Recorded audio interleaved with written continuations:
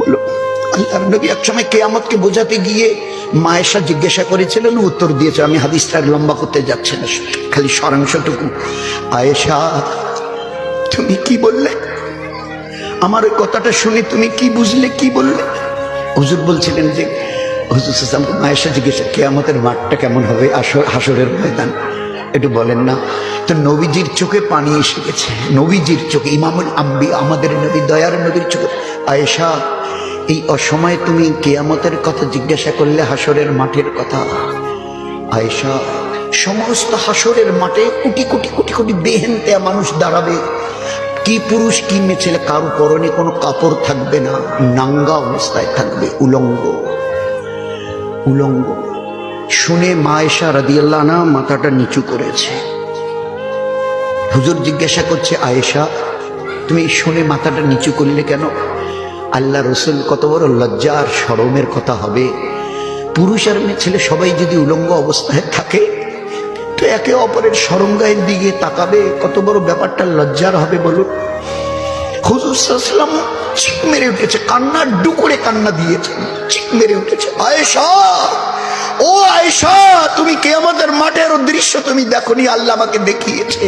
তুমি বলছো একে অপরের শরমগায়ের দিয়ে তাকাবে, কত বড় লজ্জার ব্যাপার। আয়েশা, সমস্ত হাসরবাসীর একটা সেকেন্ড অপরের দিকে তো তার তাকানো দূরের কথা, নিজের চেহারার দিকে তাকাবার কারো ফুরসত থাকবে না।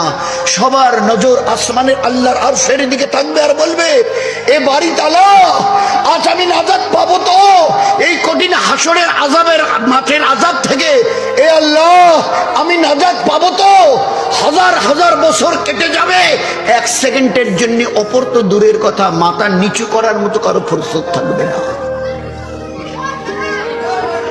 দোস্ত, এগুলো বয়ান নয়, নিজের জীবনকে বোঝাই। এ জীবন, আজ বাদে কাল ওই জায়গায় তোকে দাঁড়াতে হবে, একটু হুশ করে চল বলে কথা বলছে। আয়েশা ওই সময় হাদিসটা বলেছিলেন, ওই হাসরের মাঠে একটা গর্ভধারিণী মা, তার পেটে বাচ্চা থাকবে। আল্লাহর কিয়ামতের মাঠের আযাব দেখে, আযাব থেকে বাঁচাবার জন্য মেয়ে ছেলেটা দৌড় লাগাবে, দৌড়। আর এই দৌড়ানো অবস্থায় তার নিজের বাচ্চা প্রসব হবে, নারী ভূমিগুলো বার হতে হতে মাইলের পর মাইল লম্বা হতে থাকবে, আর মেয়ে ছেলেটা দৌড়াবে, তার প্রসব হয়ে গেছে, সাকিত হয়ে গেছে, দৌড়াতে গিয়ে আযাব থেকে বাঁচার জন্যে। আল্লাহর দয়ার নবী বলছেন, আয়েশা, একটিবারও ওই মেয়ে ছেলেটার হুঁশ হবে না যে আমার বাচ্চা প্রসব হয়ে গেছে। অথচ প্রসবের যন্ত্রণা আমরা পুরুষরা বুঝবো না, ও মায়েদেরকে জিজ্ঞাসা করবেন। বিবি